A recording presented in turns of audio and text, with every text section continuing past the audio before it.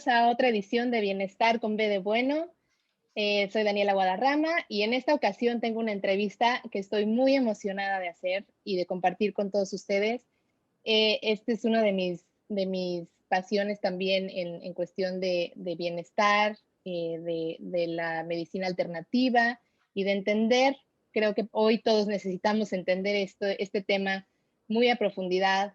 Y el invitado que tengo hoy, estoy encantada porque sé que es una persona ocupadísima y hoy nos está haciendo el favor de acompañarnos y de regalarnos un tiempo para explicarnos más qué podemos hacer hoy por hoy para tener un sistema inmune más fuerte, que es un tema que a todos nos interesa hoy, especialmente por la situación que estamos viviendo con la pandemia.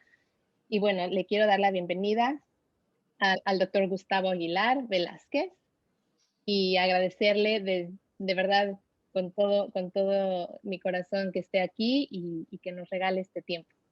No, al contrario, Daniela, muchísimas gracias por invitarme y pues a platicar un rato sobre salud y medicina, que ese es el tema que pues a toda la vida nos ha fascinado, ¿no? Muy bien, pues les voy a presentar al doctor, ya lo conocieron, pero les voy a presentar y a platicar un poquito de quién es él. El doctor es un médico inmunólogo homeópata que actualmente tiene su práctica privada en la Ciudad de México. Se graduó como médico cirujano de la Facultad de Medicina de la UNAM.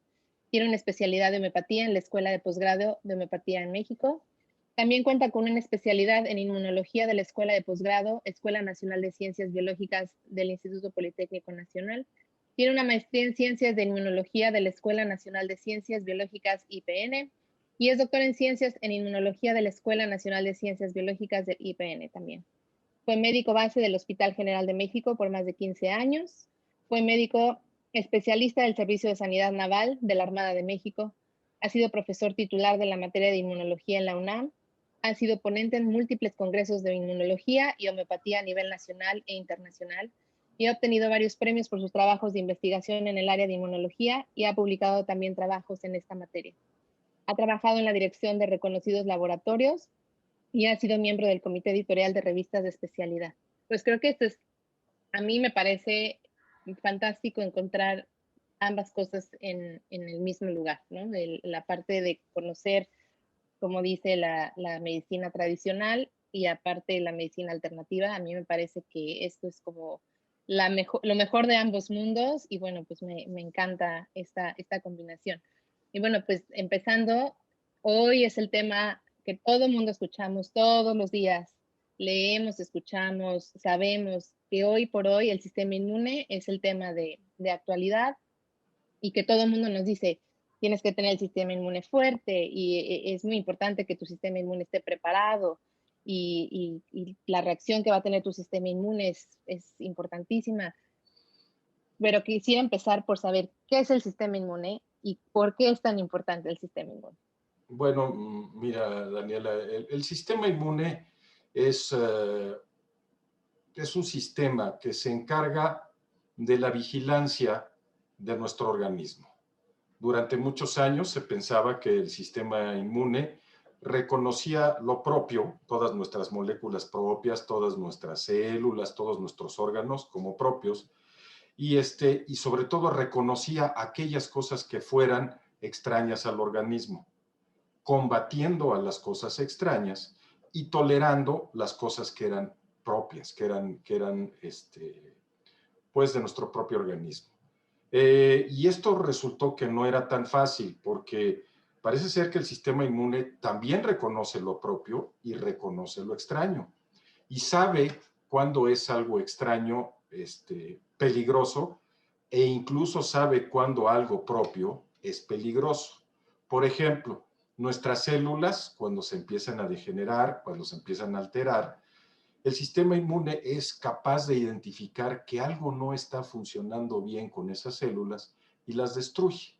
Y entonces podemos destruir tanto gérmenes como toxinas, como células propias que se estén pervirtiendo, prácticamente que se estén malignizando. Esa es una de las funciones importantes. Claro que hemos visto que para esta función o para que el sistema inmune establezca esta función de vigilancia, requiere de muchos sistemas y de muchas señales que vienen en ocasiones de los gérmenes, que vienen en ocasiones del sistema nervioso central, que vienen de nuestras propias células y que, por otro lado, el sistema inmune es susceptible, como cualquier sistema, de estar funcionando en óptimas condiciones y en muchas circunstancias de funcionar en no tan óptimas condiciones. ¿Sí? El sistema inmune es como todo en nuestro organismo, como es la psique, como es el músculo, como es muchos de estos sistemas que requieren un entrenamiento, ¿sí? Aquella persona que en su vida ha tenido un problema, el día que se enfrenta a un problema no sabe cómo resolverlo. El sistema inmune, cuando ha sido demasiado protegido, pues si le llega un germen, no sabe muy bien qué hacer. Entonces, tanto es para el sistema inmune, tanto es muy malo proteger demasiado como no proteger, ¿no? Regresamos a esto que es tan difícil de pensar en nuestro mundo de hoy, que lo más importante es el equilibrio, ¿sí? El sistema inmune funciona. No sé si has visto por ahí cuando vas a un concierto de rock o cuando has visto algún ecualizador de sonido que tiene muchas palanquitas y unas están un poquito hacia arriba y otras un poquito hacia abajo, otras a la mitad. Así mismo sucede con el sistema inmune. Si tú subes todas las palancas hacia arriba, vas a tener problemas que se llaman de autoinmunidad o de hipersensibilidad, como es la alergia, por ejemplo. Y si las tienes todas muy abajo, pues entonces vas a tener una inmunodepresión. Entonces tienes que tener una precisión en qué tanto están unas arriba, otras qué tanto están abajo, y lograr ese complicadísimo equilibrio que solo lo da pues la naturaleza en el funcionamiento del sistema inmune. Eso es lo maravilloso o lo espectacular del sistema, ¿no? Durante muchos años el sistema inmune lo veíamos como una cosa aparte y ahora ya sabemos que forma parte de la totalidad del individuo. Ahora se piensa o se habla de un sistema psiconeuroendocrino, ¿sí? ¿Qué quiere decir? Que el sistema inmune puede conectarse con señales del sistema nervioso central, puede conectarse con señales del sistema endocrino, de la misma manera que se puede conectar con señales que vengan del exterior. Entonces, el sistema inmune constantemente está en una vigilancia perpetua, ¿sí? De qué está sucediendo en el organismo, tratando de identificar, sobre todo, más que lo propio o lo extraño, señales de peligro, ¿sí? Todo germen lleva en sí una señal de peligro. Toda célula que se está degenerando lleva una señal de peligro. Ese es uno de los grandes problemas que estamos viendo o que se ven, por ejemplo, en las enfermedades tumorales, que se empiezan a degenerar muchas células y por un lado no dan señales de peligro, a pesar de que sabemos que se están degenerando, y otras que nuestro sistema inmune no está al 100% para detectarlas. Muy bien. Y bueno, hablando de queremos tener este sistema inmune en este balance óptimo, ¿qué podemos hacer? Tenemos que dejar que el sistema inmune funcione. Sí, ¿qué quiere decir que el sistema inmune funcione? Hay una teoría que todos pueden revisar en internet y apoyada por muchas universidades, que es la llamada teoría de la higiene, donde nos dice que demasiada higiene, ¿sí? Puede llevar a los niños a ser más débiles o más, ¿cómo se llama? O más delicados en ese sentido. El sistema inmune, como lo vemos a veces pues en cinturones de pobreza, que vemos en niños que están expuestos a una gran cantidad de antígenos, tienen mayor tolerancia a ciertas enfermedades y les va bastante mejor que aquellos que han sido sobrecuidados o sobreprotegidos o sobre aislados del medio externo, ¿no? Entonces, los niños necesitan un poquito va a sonar muy feo esto, pero necesitan un poco de mugre, necesitan un poco de interactuar con gérmenes, necesitan un poco de interactuar en ese sentido. Esa es una parte. Y dos, yo creo que otra de las cosas importantes es que a veces abusamos de los medicamentos, ¿sí? Se habla del abuso de los antibióticos, eso lo hemos oído hablar mucho, pero nunca hablamos del abuso de los antihistamínicos, del abuso de los antiinflamatorios, del abuso de los antipiréticos. Y una de las cosas que hemos olvidado es que el sistema inmune, para curar, tiene que inflamar, ¿sí? No cura mágicamente, tiene que activar sus sistemas, llamémosle bélicos, sus sistemas bélicos, para poder matar o eliminar a un germen. Y para esto se necesita un cierto grado de inflamación. Cuando la inflamación se sale de control, cuando esa inflamación es demasiada, es cuando tenemos problemas importantes. Pero, por ejemplo, vamos a ver, normalmente, pues en mi generación, que ya tenemos algún kilometraje más allá de lo que ustedes tienen, pues, y en el de las abuelas, pues si el niño tenía una gripe, se le metía en su casa, se le dejaba con tés caliente, se le dejaba su fiebre, su cuadro gripal, y en 3 días el niño se aliviaba y salía adelante con su sistema inmune. Actualmente vemos en la consulta que un niño apenas tiene un poquito de fiebre o apenas tiene alguna situación de ese tipo y ya le dieron un antiinflamatorio que disminuye la actividad del sistema inmune, ya le dieron un antihistamínico que disminuye la producción de anticuerpos y de la presentación de antígeno, a veces ya le dieron una cortisona porque pues así ya están acostumbrados en muchos medicamentos, pero dicen, no le quise dar un antibiótico porque le baja las defensas, ¿no? Entonces, lo primero que tenemos que pensar para tener un sistema inmune sano es tener mucho cuidado con el abuso de los medicamentos. Ese es quizá lo más importante. Dos, la otra parte viene con una buena alimentación, ¿sí? Una alimentación balanceada en la parte de proteínas, sobre todo en los niños. ¿Para qué? Para que construyan los elementos que va a requerir el sistema inmunológico. Fíjate qué cosa tan interesante. Los niños tienen muchísima y mayor cantidad de tejido linfoide, así se le llama al tejido que son los ganglios linfáticos, los glóbulos blancos, todo esto que forman la parte esencial del sistema inmunológico. Los niños tienen a veces hasta 30, 40 o 100 veces más tejido linfoide que el que tiene el adulto. Y en esa época, hay una época en que los niños se enferman mucho, una tras otra, tras otra, tras otra, tras otra, tras otra. ¿Y qué es lo que está haciendo en ese momento? En ese momento el sistema inmune está conociendo a los gérmenes que rodean a su medio ambiente y está empezando a construir respuestas inmunológicas contra los diferentes gérmenes. ¿Para qué? Para que cuando nosotros seamos o tengamos una edad adulta, el niño haya construido todo un repertorio de anticuerpos y de células de glóbulos blancos específicos contra los diferentes gérmenes que lo rodean, los diferentes y más comunes.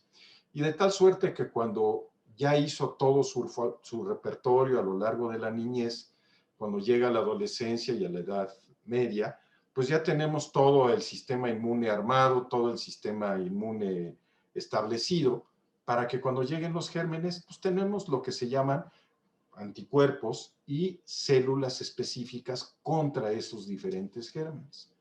Y entonces funcionamos perfecto.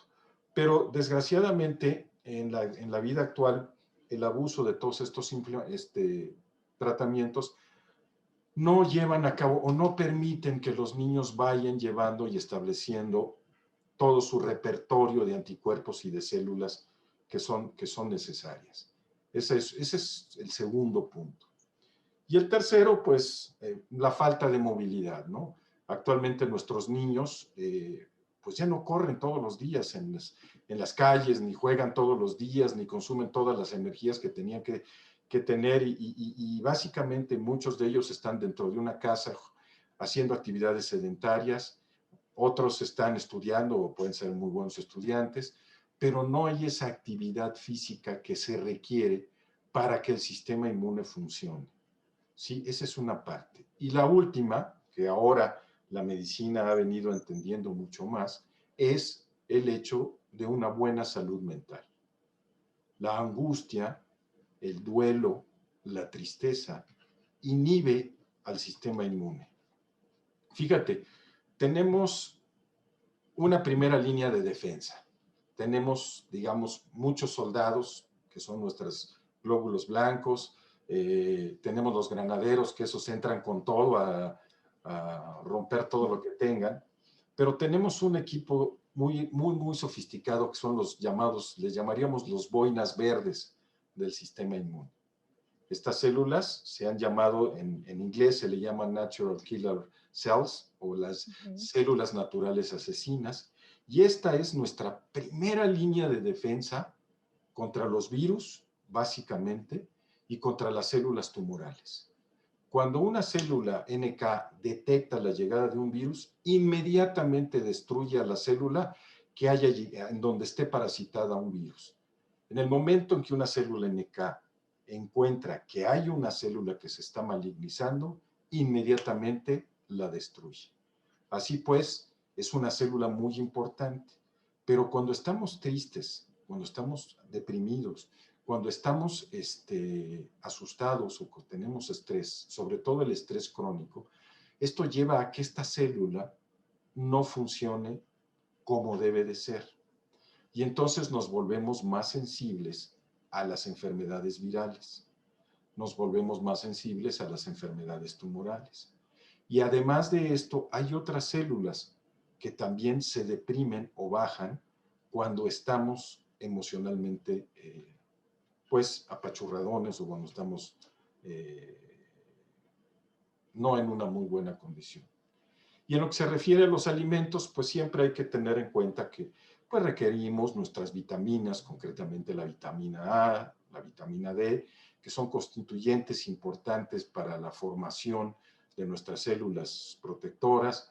Es necesario también el zinc, que es una parte que funciona ahí muy importante en muchos mecanismos bioquímicos, bastante complicados como para poderlos explicar en este momento, pero es importante todos estos llamados oligoelementos, ¿no?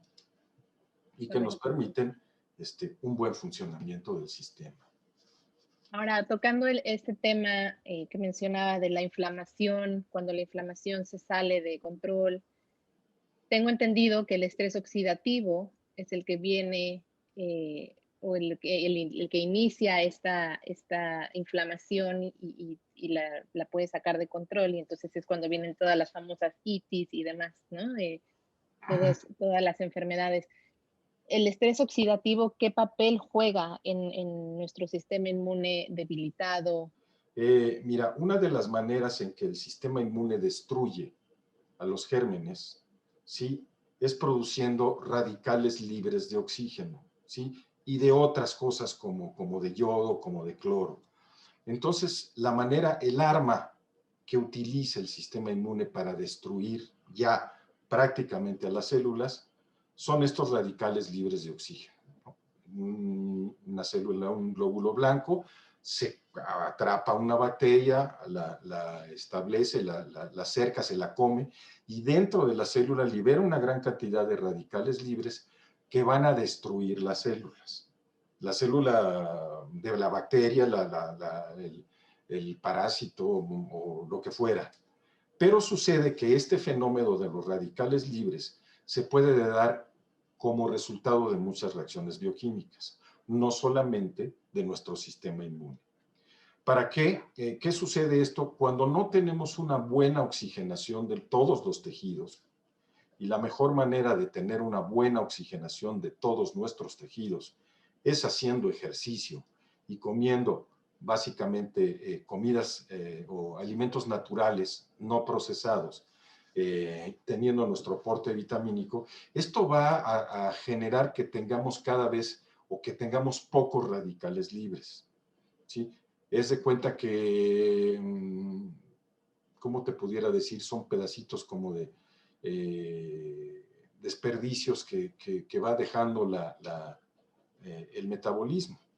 Entonces tendríamos dos orígenes. Uno, el que viene de la inflamación, que es intencionalmente producido para destruir bacterias, y el que se da como resultado de una baja en un metabolismo pobre, ¿no? Por una baja oxigenación, por un bajo movimiento, por un exceso de alimentos procesados y pocos alimentos naturales, y que esos radicales libres tienden a impedir que nuestros sistemas bioquímicos funcionen adecuadamente y a lo largo del tiempo nos dan cierto daño celular. Ok. Sí, Y entonces los antioxidantes juegan un papel importante en este tema también. exactamente, todos, como le llamamos desde la vitamina C, como hablamos de varias, algunos, pues, complementos alimenticios, pero la esencia en sí está en la naturaleza y en el ejercicio. Ok. Claro que si tenemos una dificultad para hacer ejercicio y tenemos una dificultad para llevar a cabo una alimentación adecuada, bueno, pues algunos complementos en un determinado momento nos pueden ayudar.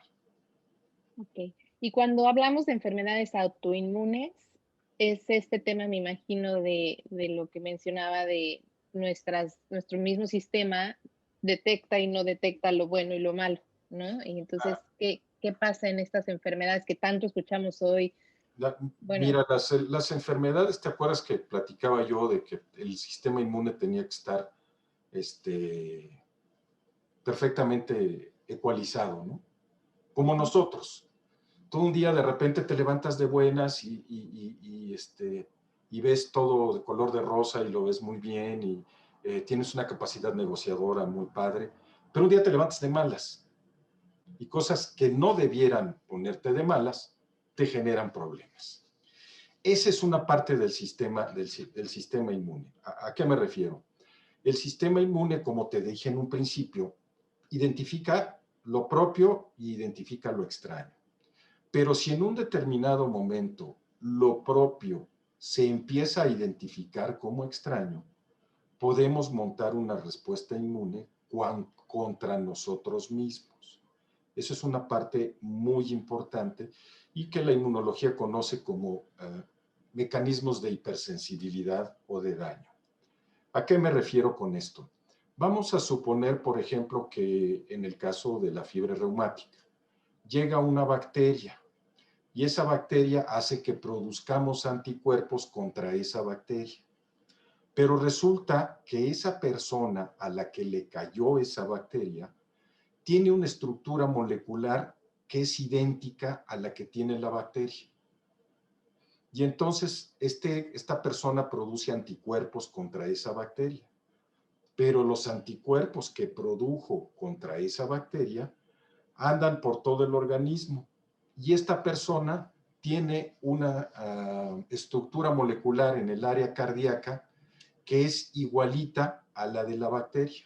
Y entonces esos anticuerpos que fueron producidos contra esta bacteria van a dar al corazón y producen un proceso inflamatorio, que es la fiebre reumática y que nos da problemas de ese tipo. Esa es una forma. Otra de las formas en que puede producirse una enfermedad autoinmune es que de alguna manera estemos produciendo demasiados anticuerpos contra algún germen, que los mecanismos que controlan la producción de anticuerpos no estén al 100 y permitan que se produzcan demasiados anticuerpos. Y al producir demasiados anticuerpos, estos anticuerpos junto con el germen o la toxina que identificó o con lo que nosotros llamamos el antígeno o el estímulo que dio origen a esta producción de anticuerpos, pues haga que tengamos muchos lo que se llama complejos antígeno-anticuerpos. Entonces tenemos una gran cantidad de anticuerpos pegados ahí con los antígenos y tenemos una gran cantidad de estas moléculas y esas moléculas, a lo mismo que sucede con la basura en las calles, empiezan a atorarse en ciertos lados. ¿Cuáles son los lugares en donde se atoran? Pues generalmente es en el riñón, generalmente en las membranas sinoviales de las articulaciones, y entonces se depositan ahí y eso genera un proceso inflamatorio alterado. Y entonces tenemos una enfermedad autoinmune. En una ocasión, porque se confundió el sistema, el anticuerpo que tenía que ir con una bacteria, está identificando a algo propio como extraño. Y en las otras ocasiones porque estamos produciendo demasiados anticuerpos. Y una cosa que ahora, y vale la pena señalar con el COVID, por ejemplo, un ejemplo muy importante es el de la tuberculosis. Todos hemos oído hablar que la tuberculosis destruye a los pulmones y que se hacen unas cavernas y que los pacientes empiezan a sangrar y que viene todo este asunto. Pues fíjate que el bacilo tuberculoso, la bacteria de la tuberculosis, no es tóxica ni hace nada. Es una bacteria inofensiva. Lo que pasa es que es una bacteria indestructible. Entonces llega y se mete al pulmón, el sistema inmune la identifica como extraña y en un afán de tratar de destruir esa bacteria, va destruyendo a los pulmones. Pero no los está destruyendo la bacteria, los está destruyendo el sistema inmune tratando de destruir a esa bacteria. Y entonces esa es otra forma en que ahora ya conocemos que la tuberculosis es también una enfermedad que tiene un componente autoinmune. Es un fenómeno como el que pasa con el COVID. ¿Sí? El sistema inmune reconoce al virus en la primera semana y trata de eliminarlo en la primera semana. Muchas de las veces lo logra. ¿Sí? El sistema inmune es capaz de destruir al virus. Pero fíjate qué cosa más importante. Los virus no viven en la sangre. Los virus viven dentro de las células. Entonces, el sistema inmune, para destruir al virus, se va a llevar entre las patas a una que otra célula. Si lo destruye rápidamente, va a destruir pocas células y va a haber poca reacción inflamatoria secundaria. Vamos a tener la respuesta inflamatoria que se produce contra el virus y vamos a tener la respuesta inflamatoria que se produce por las células que se destruyeron a la hora de matar el virus. Si esto lo logra la primera semana o logra establecer un equilibrio, entonces el paciente se alivia y se va a sentir muy bien. Pero si el sistema inmune no logra destruir al virus y el virus se propaga por todo el organismo, especialmente por el pulmón, el sistema inmune va a tratar de destruir al virus con todo lo que tiene y entonces va a liberar una gran cantidad de sustancias proinflamatorias. Y entonces, en el afán de destruir al virus, se van a juntar dos cosas: la destrucción que está haciendo el virus y la destrucción que está haciendo el sistema inmune por destruir al virus. Y es en esa segunda semana donde los antiinflamatorios, las cortisonas, los anticoagulantes y todo este tipo de medicamentos pueden ser muy útil y salvar la vida de nuestro paciente. Pero si las empezamos a usar en el momento en que comienza la respuesta inmune, lo único que estamos haciendo es abatir la respuesta inmune y no permitir que el virus, que el sistema inmune destruya el virus. Y es por eso que escuchamos tanto del virus que los primeros, o el día 10, a partir del día 10 es como un estado crítico, ¿no? De saber qué va a pasar, si el virus va a causar más daño o si ya la libramos. Y eso es como que todo mundo tenemos muy en mente eso de y luego los 14 días, es decir, ya la libramos si nos sentimos bien. Y eso lo estamos escuchando continuamente, ¿no? De la gente que conocemos que tiene el virus. Llegamos al día 10 y es como, ¿qué va a pasar? Y ahora entiendo Es decir, el por ya qué. por ahí del séptimo, octavo día, clínicamente el médico empieza a ver que ya el paciente empieza a disminuir la inflamación, que el paciente va mejorando, que se siente mejor, o por el contrario, que sus niveles de oxigenación empiezan a bajar, que la fiebre no cede, que empieza la dificultad respiratoria, y es ahí cuando hay que ponerse, pues, donde ya el manejo tiene que ser hospitalario. Okay. Y entonces el papel ya lo habíamos hablado, pero escuchamos también muchas recomendaciones de todo mundo. Escucha a alguien que tiene COVID y te dicen grandes cantidades de vitamina C, vitamina D, zinc. Si tú tomas vitamina C, si tú tomas vitamina D, si tú tomas zinc, etcétera, etcétera, vas a lograr que tu sistema inmune funcione óptimamente. pero no vas a lograr que tu sistema funcione por arriba de lo que puede funcionar el sistema inmune.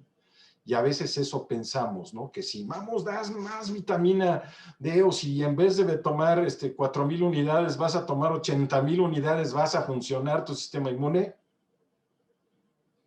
O sea, el sistema inmune tienes que llevarlo a su funcionamiento óptimo. ¿Cómo? Con buena alimentación, en este caso con reposo, ¿sí? Con tranquilidad. Creo que es una de las cosas muy importantes en los pacientes con COVID. Verdaderamente entran en unos momentos de angustia que en muchas circunstancias son justificables y en otras no lo son tanto, ¿no? Y esa es otra de las situaciones que hay que manejar y que hay que cuidar. Okay.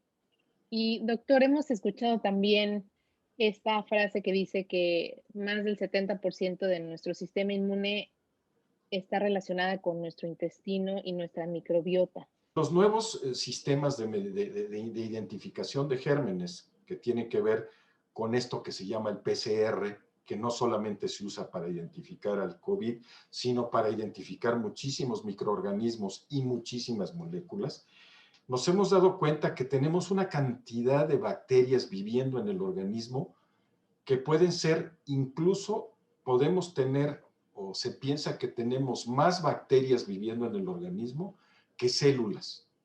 O sea, tenemos más bacterias que células. Y tenemos una multiplicidad de bacterias enorme y que tienen muchísimas funciones. Estamos comenzando a saber que si tenemos una flora o un microbioma sano, nos hacemos más resistentes a los gérmenes. Imagínate un cine.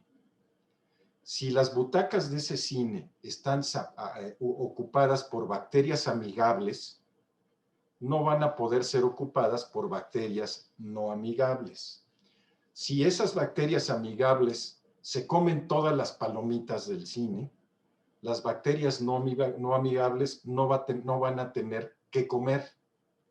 Y además, las bacterias amigables producen sustancias que impiden el desarrollo de otras bacterias. Esa es la importancia de lo que se llama el microbioma. El hecho de que con este microbioma nos protegemos de bacterias y de gérmenes externos. Y volviendo al tema del COVID, una pregunta que todo el mundo tenemos hoy en día en relación a la vacuna.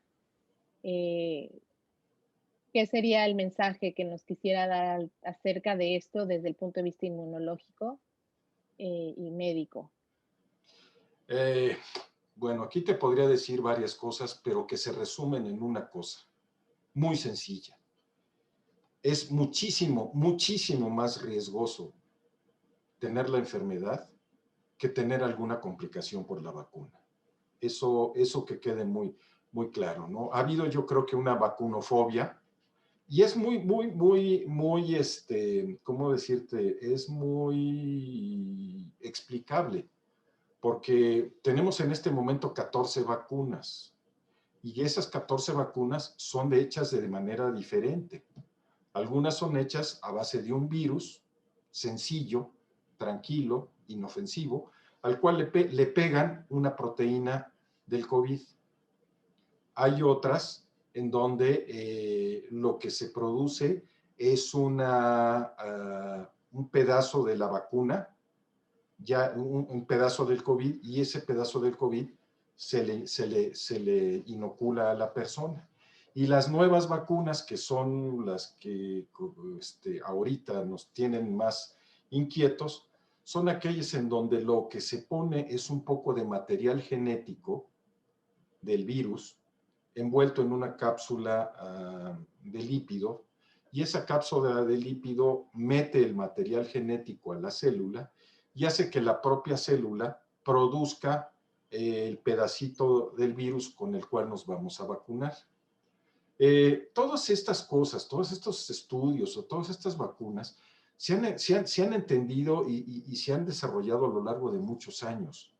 No es una cosa que hagamos de hoy a mañana, ¿sí? Necesitamos, obviamente, mucho tiempo para conocer la exactitud de estas vacunas, pero en este momento una persona de más de 50 años corre muchísimo más riesgo por no vacunarse que el que pudiera tener por una vacuna, ¿no? Platicando hace 20 minutos, antes de entrar contigo, en una reunión con varios médicos que ya han sido vacunados, de los pocos que han sido vacunados en nuestro país, hablan de que sí hay una reacción fuerte, inflamatoria, después de la aplicación de la vacuna. Pero esto no nos va a llevar a que, y se han descrito una reacción de tipo alérgica o anafiláctica que ha llevado al paciente a estados muy, muy delicados, incluso de terapia intensiva, pero estamos viendo que son casos de 1 en 100,000. Entonces, si yo tengo una posibilidad de irme a terapia intensiva de 1 en 100,000, a una posibilidad de irme a terapia intensiva de 1 en 10, pues la posibilidad de sobrevivencia se me abre totalmente, ¿sí? Entonces, en este momento quizá no tengamos la vacuna perfecta, ¿no? Que eso es lo que quisiéramos todos. Pero hay que empezar con la idea de que la medicina no es perfecta. Nosotros no somos perfectos. Y todo lo vamos a manejar y lo manejamos siempre en relación costo-beneficio. Porque incluso en este momento la medicina desconoce cuánto tiempo de inmunidad nos va a dejar una enfermedad. Tampoco lo sabemos, ¿sí? ¿Cuánto tiempo nos tocó conocer a la tuberculosis? 30, 40 años. Tenemos 35 años de conocer al virus del HIV, el virus del SIDA, y todavía no lo conocemos, ¿sí? Y todavía no tenemos una vacuna contra el SIDA. Entonces, queremos tener una vacuna en menos de un año y que esa vacuna que queremos tener en menos de un año sea perfecta y no de efectos colaterales. Y desgraciadamente en medicina no hay garantías. En esta circunstancia, cuando tú ves una bacteria, te asomas un microscopio y la ves, ¿sí? Cuando ves un parásito, te asomas un microscopio y lo ves. Cuando se trata de un virus, no lo ves. Lo que ves son los cambios que se producen en una célula que está parasitada por virus. Y son muy difíciles de ver. Y todo se hace y todo se maneja en base de conocer el DNA o el RNA mensajero o el RNA que tenga los diferentes virus. Y eso solamente se hacen por instrumentos, por instrumentaciones bioquímicas. Este estudio del PCR, por ejemplo, es un estudio difícil de interpretar, es un estudio difícil de hacer, ¿sí? Por eso en los primeros meses que estuvimos ante esta pandemia, pues tuvimos falsos positivos y falsos negativos. ¿Por qué? Porque aunque digamos que la metodología del laboratorio era buena, el manejo de esta tecnología no es fácil. Por eso la idea, o lo más importante es que esperar que los pacientes o tratar de que los pacientes no lleguen al hospital. Claro, y vacunarse cuando haya la Cuando haya posibilidad. la posibilidad, definitivamente, ¿no? Muy bien. Y ahora vayamos a la parte homeopática, que esa me encanta. Y me emociona mucho hablar de esto porque yo he sido desde niña, mi mamá nos llevó con médicos homeópatas, a mí mis alergias me las curaron con homeopatía, cuando pasé por todo tipo de inyecciones, brujos, todo lo intentó mi mamá y la homeopatía fue lo único que lo logró y yo tenía unas alergias terribles que me tiraban en cama por semanas. Em, y bueno, hemos visto cómo la homeopatía, bueno, ha hecho maravillas y lo que más me gusta a mí es que la homeopatía ve al ser como un todo, ¿no? No nada más es la parte física, sino ya integra el ser como un todo, lo emocional, lo físico, lo mental, todo por lo que está atravesando y eso a mí me encanta. Entonces, ¿qué nos puede platicar de la homeopatía, la importancia de la homeopatía hoy en día y pues cómo se relaciona con este bienestar que estamos buscando integrar? Yo pienso que uno de los problemas de la homeopatía es un poquito el desconocimiento de lo que es la homeopatía. Yo creo que tenemos que partir de ahí, ¿sí? El médico que no es homeópata, pues dice, este cuate está dándole chochitos con azúcar y con chochitos con azúcar les da sugestión y con eso se curan a los pacientes, con la pura sugestión. Y esto no es así. La homeopatía surge con un médico, Samuel Cristiano Hahnemann, que pues renegando un poquito de lo que era la medicina de su época, se dedica a traducir, se desilusiona la medicina y se dedica a traducir libros. Y en una de esas traducciones encuentra un dato muy interesante. En aquel entonces se utilizaba la corteza del árbol de la quina para tratar el paludismo, ¿sí? Sabíamos que el paludismo producía fiebre cada tercer día, un día sí, dos no, un día sí y un día no, por la naturaleza del tratamiento. Y entonces este traductor descubre que los que manejaban la corteza de la quina y se intoxicaban con esta, empezaban a producir fiebres un día sí y un día no. Y entonces empieza la idea de que por qué una sustancia que produce los mismos síntomas que una enfermedad la puede curar. Y entonces se dedica a buscar la toxicología de muchas sustancias vegetales y muchas sustancias animales y encuentra que hay patrones en estas sustancias y hay patrones de enfermedad. Y encuentra que si nosotros diluimos muchísimo, no es una dilución con agitación, si se hace la puritita dilución, el sistema no funciona, aparentemente hay que introducir energía con las agitaciones, se puede producir o se puede obtener una sustancia que estimula al organismo para curar aquello que la sustancia produce. Y entonces al médico homeópata le importa más cómo se enferma el enfermo que de qué está enfermo el enfermo, ¿sí? Nos importa el diagnóstico, porque obviamente no es lo mismo tratar una gastritis que un cáncer gástrico, obviamente, definitivo, eso es importante. Pero lo que nos va a importar es qué está haciendo, cuáles son los síntomas de ese paciente. Los síntomas del paciente nos indican qué está tratando de hacer el organismo para enderezarse, para volver al equilibrio. Y entonces nosotros damos un medicamento que tiene las características que tiene esa enfermedad o esa manera de enfermarse y se da el medicamento homeopático. El medicamento homeopático es un estímulo, ¿sí? Cuando nosotros damos un medicamento homeopático para unas amigdalitis, no estamos dando un medicamento para curar para la amigdalitis. Estamos dando un medicamento para que se activen los procesos naturales de ese organismo, para que él, con su sistema inmune y su sistema endocrino, su sistema nervioso y todo lo que tenga a la mano, se cure. Entonces tenemos muchísimos estudios clínicos, hay estudios de laboratorio, hay estudios de cultivo de tejidos, estudios bioquímicos, que han dado respuestas a la homeopatía, pero que no han sido, digamos, que divulgados como la medicina actual, ¿no? Mientras que nos estamos peleando si la homeopatía es científica o no es científica, la demanda la atención médica homeopática pues está creciendo y está creciendo. Y países como Suiza, países como Bélgica, pues han formalizado y han estructurado ya a la medicina homeopática como parte de los sistemas de salud. Alemania es otro de los países que está en ese proceso. En México la medicina homeopática es una medicina oficial. Tenemos leyes, COFEPRIS, valora los medicamentos homeopáticos. También vale la pena señalar, y esto es muy importante porque viene la pregunta, oye, ¿y una apendicitis la curas con homeopatía?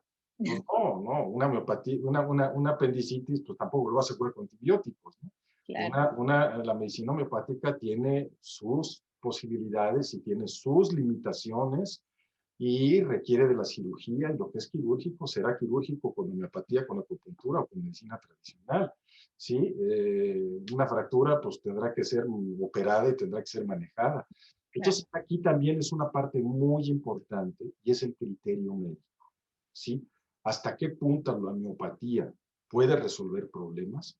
Y al revés, ¿hasta qué punto la alopatía o la medicina tradicional puede resolver los problemas, ¿no? Eso sería probablemente una de las cosas más importantes, de poder delimitar hasta dónde una y hasta dónde la otra, ¿sí? Y no querer curar todo con homeopatía y muchas veces no querer curar todo con alopatía. Y para muchas cosas, pues la alopatía puede recurrir y puede resolver muchísimos problemas que en donde la medicina tradicional se toma. Es por Entonces, eso que decía yo que ustedes como que lo mejor de los dos mundos, porque tenemos la parte de la medicina tradicional, la inmunología y también la parte de la homeopatía, entonces es un complemento para mí muy importante. Y bueno, pues ahora sí que ya nos extendimos más, pero es que este tema es importantísimo y creo que para todos esto ha sido maravilloso porque nos ha abierto muchísimo la información y el entendimiento de algo tanta importancia el día de hoy. Este, pues para todos. Ahora sí que no es nada más para los que ya hayamos tenido un padecimiento o para los que querramos prevenir. Hoy por hoy todos nos enfrentamos a una amenaza a nuestro sistema inmune, a nuestra salud. Ya se volvió un tema común, ya no es nada más de unos cuantos, esto es algo yo que creo todos que estamos viviendo. Yo creo que una de las cosas más importantes como experiencia ante esta situación viral, a esta pandemia, nos ha demostrado prácticamente de un momento a otro lo vulnerable que podemos, que podemos ser y lo importante que tenemos la importancia de velar por nuestra propia salud, ¿sí? Y de velar porque nuestros sistemas de salud funcionen lo mejor posible. Y si nosotros estuviéramos en perfectas condiciones de salud, pues necesitaríamos menos de los hospitales y necesitaríamos menos de las terapias intensivas y de todo esto. Entonces yo creo que la gran reflexión aquí no es solamente el uso del cubrebocas, la sana distancia, el lavarse las manos, sino es preguntarnos hacia nosotros mismos qué estamos haciendo en este momento para mejorar nuestra salud física, nuestra salud mental, nuestra salud social y algunas personas hablan de una salud espiritual independientemente de la creencia que tenga cada persona. Entonces, ese es un factor muy importante. Es decir, ok, sí, hay que protegernos, pero también hay que fortalecernos y fortalecernos en todas las áreas. Claro, y es por esto que esta campaña, ese es mi propósito, el ayudarle a la gente a entender que ya no es ni un lujo, ni un esperarse a que la enfermedad ataque, sino la prevención y la conciencia de día a día tomar las mejores decisiones, que a veces ni siquiera son tan complicadas, ¿no? Lo creemos que son grandes decisiones, pero son detalles tan pequeños como qué vamos a comer y si vamos a hacer un ejercicio, y ya no lo vemos de un aspecto estético, de un aspecto social, sino ya es una necesidad que hoy por hoy nos damos cuenta de la importancia, como dice, de pues justamente estar preparados para cualquier situación que se pudiera presentar como es hoy el COVID. Entonces, me quedo con una última frase, creo que sería importante, es una frase del fundador de la Escuela Libre de Homeopatía de México, que decía que la enfermedad es un estado de existencia del ser humano, ¿sí? La hipertensión no vino y se instaló en una persona, no. El hipertenso vive de esa forma, vive de una forma hipertensamente, llamémosle así. ¿Sí? La diabetes no vino de afuera y se instaló en la persona, ¿no? Sino es una consecuencia de nuestro estado de existencia. Y hablando con otra paciente en relación a las dietas, oiga doctor, pero la dieta y qué me voy a comer. Usted para tener una dieta lo primero que necesita es cambiar su estado de vida, su función, su circunstancia. ¿No? Si usted va a ir con el compadre y el compadre ya lo está esperando con la barbacoa y las cervezas, y usted llega y le dice, pues, ¿sabe qué? Me voy a comer 2 chícharos, pues el compadre lo manda por un tubo. Y ahí es donde viene la dificultad de entender este estado de existencia. ¿No? Me parece padrísimo. Y bueno, doctor, preguntarle, ahorita voy a poner, van a aparecer aquí sus datos para que lo puedan contactar. Seguramente van a haber muchas preguntas, va a haber gente que quiera conocer más de usted y sobre todo irlo a, bueno, virtualmente por Sí, ahora, ahorita estamos este, con consulta virtual. consulta virtual, pero me parece increíble. Yo, bueno, agradezco eso porque pues yo estando lejos, para mí pues, sigue siendo una gran ventaja que hoy por hoy la parte virtual funcione de maravilla, pero sí van a estar apareciendo todos sus medios de contacto para que la gente lo pueda localizar y contactar y pues agendar. Cómo Este, no, muchísimas gracias y pues estaremos a su disposición, ¿no? Como siempre. Ya los que muchas estamos gracias, metidos en estos, pues es un gusto. muchas gracias. Gracias por su tiempo y gracias a todos los que nos escucharon. Nos vemos en la próxima. Gracias a ustedes.